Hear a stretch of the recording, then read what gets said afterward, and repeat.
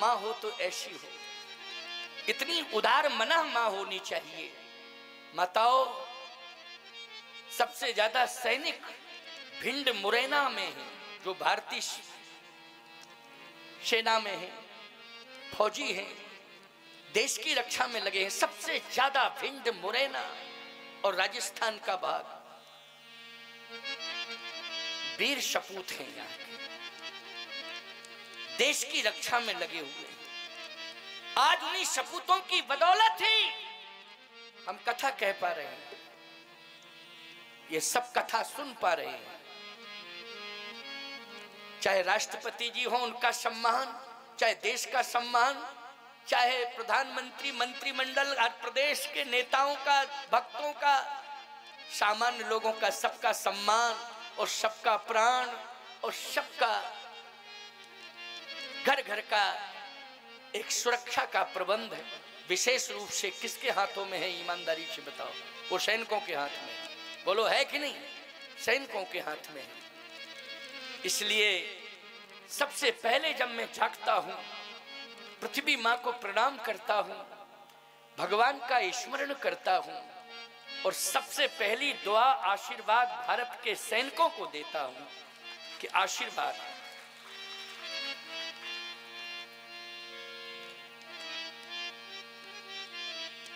बच्चे घर में आया करें, जब जाया करें तो उनका तिलक किया करो, आशीर्वाद देकर के भेजा करो।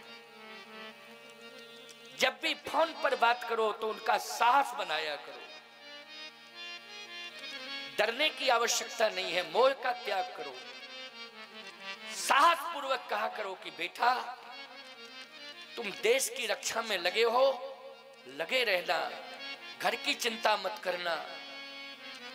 घर तो भगवान की जिम्मेवारी है। योगक्षेमम वहाम्यहम्, भगवान रक्षा करेंगे, भगवान संभालेंगे, लेकिन ये भगवान का देश है।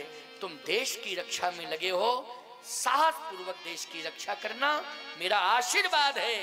मेरी दुआएं हैं तुम्हारे साथ, हम सभी संतों की दुआएं हैं भारतीय सैनिकों के साथ कि वो उत्साह पूर्वक, साहस पूर्वक देश की रक्षा करने में कृत संकल्पित बने रहें। कभी जब सैनिक शहीद होता है तो कष्ट तो होता है, होता ही है भाई, कष्ट की तो बात है। लेकिन इस बात की गारंटी है कि जो देश के लिए शहीद हो जाता है, जो देश के लिए शहीद होता है, वो शहीद होने वाला व्यक्ति, हमें विश्वास है कि ये शब्द पहले मरने के पहले कहता है क्या? कि गोली आ रही है, मेरा सीना सामने है, मैं देश को बचाने का संकल्प ले रहा हूं, स्वयं बचूंगा, देश को बचाऊंगा। और यदि नहीं बच पाया तो एक तमन्ना मेरे मन में है। क्या क्या तमन्ना है? परिवार की, पत्नी की, पुत्र की, संपत्ति की क्या तमन्ना है? शहीद होने वाला सैनिक की एक ही तमन्ना होती है, साधना बस यही मन में, तमन्ना बस यही मन में, तमन्ना बस यही मन में, साधना शेष रहना चाहिए। हम रहें या ना रहें, मेरा देश रहना चाहिए। एक ही तमन्ना है और कोई दूसरी तमन्ना नहीं, मेरा देश रहना चाहिए। मोक्ष के सारे द्वार खुल जाते हैं उसके लिए। कोई माई का लाल ऐसा नहीं है कि जो मोक्ष के दरवाजे बंद किए रहे, अपने आप उसके लिए मोक्ष के दरवाजे खुल जाते हैं। मरना तो पड़ेगा ही एक ना एक दिन, क्यों भाई, सभी को मरना पड़ेगा, लेकिन ऐसा काम करके मरो, देश के लिए मरो, धर्म के लिए मरो, मर्यादा के लिए मरो। क्यों भाई, सत्य के लिए मरो। आज दशरथ जी बोलो सत्य के लिए मर रहे हैं कि नहीं? प्राण किसके लिए त्याग रहे हैं? बंदो अवध भुआल सत्य प्रेम जही राम जी पद, विशुरत दीन दयाल प्रिय तन तृण युव पर हरे। सत्य के लिए प्राण त्याग रहे हैं महाराज दशरथ। पुत्र के लिए नहीं, संपत्ति के लिए नहीं, किसके लिए प्राण त्याग रहे हैं? सत्य के लिए प्राण त्याग रहे हैं। सुनते जाना, एक एक बात को स्पष्ट कर रहा हूं। आज हमारे श्याम सुंदर जी कह रहे थे महाराज थोड़ा समय बढ़ा देना। क्यों, आपने कहा था ना अभी? मैंने कहा समय तो मैं बढ़ा ही देता हूं, वैसे 5 से भी आगे हो ही जाता है, 5:15 5:30। अच्छा कितना बढ़ा दूं समय?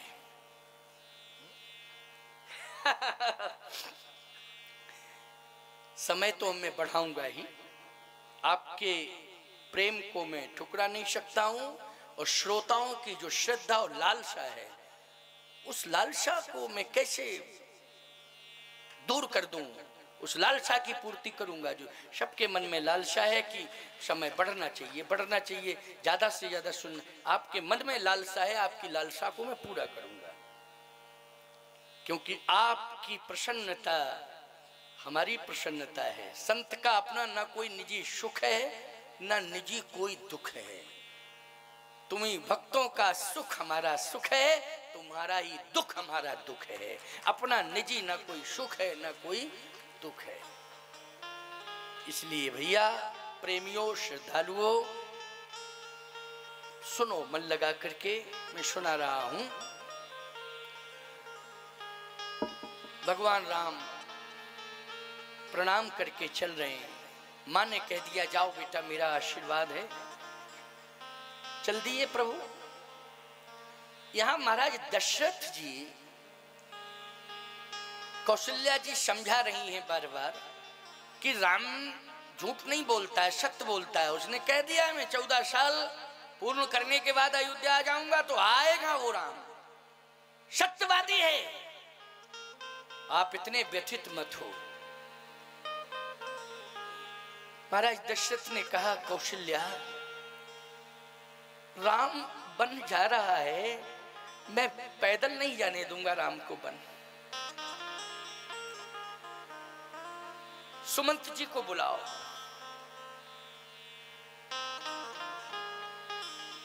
मैं रथ में बिठाल के भेजूंगा राम।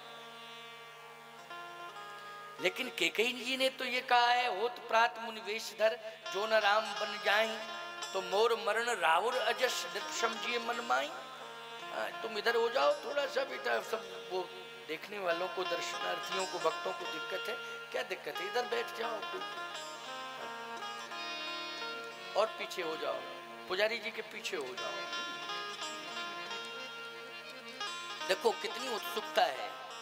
कथा तो सुनाई दे रही है, लेकिन दर्शन भी होना चाहिए, है ना? ये उत्सुकता है, नहीं तो कथा तो सुनाई दे रही थी, दर्शन होना चाहिए। बहुत अच्छी बात है, श्रद्धा है ये, इसी को श्रद्धा कहते हैं। मैं राम को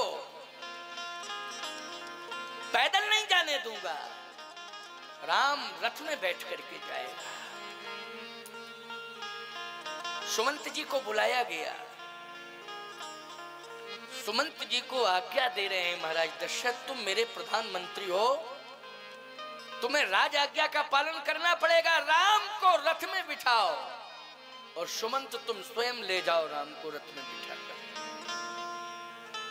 राम को मैं पैदल नहीं देख सकता हूं जाते हुए। मेरे राम के कोमल चरण हैं, नक्शे सिक्तक नवकंज लोचन कंज मुख कर कंज पंजारुणम। क्यों भाई, नक्शे सिक्तक, कमल कितना कोमल होता है। कल्पना करिए आप, कमल कितना कोमल होता है। ऐसे कोमल राम को मैं कठोर भूमि पर चलते हुए नहीं देख सकता हूं। रथ में बिठा कर ले जाओ, रथ में बिठा कर ले जाओ।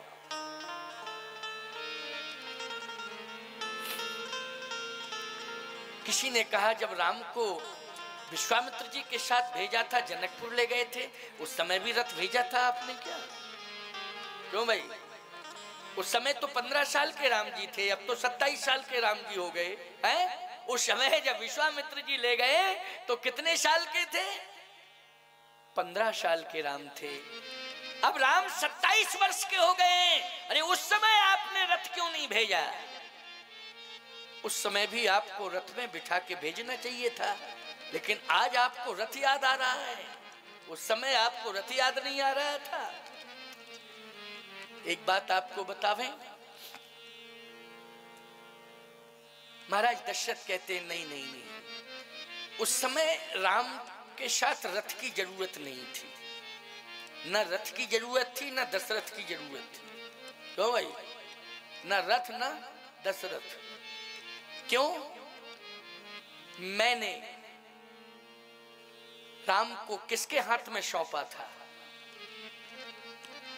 मोरे प्राणनाथ। विश्वामित्र जी से यही कहकर के राम को दिया ना, यह कहकर के विश्वामित्र जी के हाथों में श्री राम को दिया है। मोरे प्राणनाथ सुत दो तुम मुनि पिता नहीं को। मैं पिता नहीं हूं, आप पिता है। आज पिता साथ नहीं जा रहा है ना, उस समय पिता साथ गया था। और याद रखना, जब पिता के साथ पुत्र जाता है तो याद रखना उस पुत्र को किसी भी प्रकार का, क्योंकि छोटा पुत्र होता है ना, तो पिता को ये चिंता रहती है कि मेरे पुत्र को कष्ट ना होने पावे, तो सारे इंतजाम करता है पिता। इसलिए मैंने तो पिता बना करके विश्वामित्र जी के हाथों में सौंप दिया था कि पुत्र पिता के साथ जाएगा तो कष्ट हो ही नहीं पाएगा, इसकी गारंटी है। बोलो गारंटी है, कष्ट हो ही नहीं पाएगा। बोलो पिता के साथ अगर पुत्र जा रहा है तो कष्ट हो सकता है क्या? पिता देख सकता है? कितने बार तुम्हारे पिता ने अब कंधों पर बिठा लिया, तुमको किलोमीटरों ले गया। बोलो ले गया कि नहीं ले गया? कुछ दूर तक चलाया, और जब तुम चलने के लायक नहीं रहे तो ईमानदारी के साथ बताओ पिता ने क्या किया? विराजित हो जाओ, बैठ जाओ, फिर इसके बाद प्रणाम, बाद में पहना लेना है। अच्छा, वहाँ इधर आ जाओ, इधर आ जाओ, क्योंकि उधर देखने वालों को फिर वही समस्या खड़ी होगी। ये बच्चा का तो थोड़ा सा छोटा स्वरूप है, आपका विशाल स्वरूप है, इसलिए और दिख। विराज आप भी इधर आ जाओ, क्योंकि उधर उनको देखने में बैठो, आराम से बैठो। ये पुजारी जी हैं, कल कुंडेश्वर भगवान का दर्शन करने में गया था ना, बड़ा आनंद आया है। बोलिए कुंडेश्वर नाथ भगवान की जय। तो आइए सुनिए, कितने बार आप पुत्र को साथ ले जा रहे हैं, कष्ट हुआ तो आपने उठा के कंधों पर बिठाया कि नहीं बिठाया? बोलो भाई, हैं? इंतजाम किया कि नहीं किया? मेरे बेटे को कष्ट ना हो, इसलिए मैंने रथ, क्योंकि दशरथ और रथ इन दोनों की आवश्यकता नहीं थी। पिता कौन बन गए थे? विश्वामित्र जी महाराज। इस समय राम के साथ पिता नहीं जा रहा है। बोलो जा रहा है पिता? नहीं जा रहा है। पिता को आज जाने का अवसर ही नहीं मिल रहा है। इसलिए प्रधानमंत्री हो, मेरी आज्ञा का पालन करो, राम को रथ में बिठा के ले जाओ। या तो राम के साथ दशरथ जावे या रथ जावे। क्यों भाई? तो दशरथ क्यों नहीं जा पा रहे हैं? मेरा कर्म मुझे रहने के लिए विवश कर रहा है। दशरथ जी ने कहा कि मेरा कर्म आज मुझे यहाँ रहने के लिए विवश कर रहा है, मैं एक कदम आगे नहीं चल सकता हूं। इसलिए दशरथ नहीं, रथ जाएगा। और जनकपुर में उस समय में पिता नहीं था। मैंने तो पिता वाला पद किसको दे दिया था? विश्वामित्र जी को दे दिया था ना। मोरे प्राणनाथ सुत दो तुम मुनि पिता आन नहीं को। आप पिता है, कोई दूसरा पिता नहीं।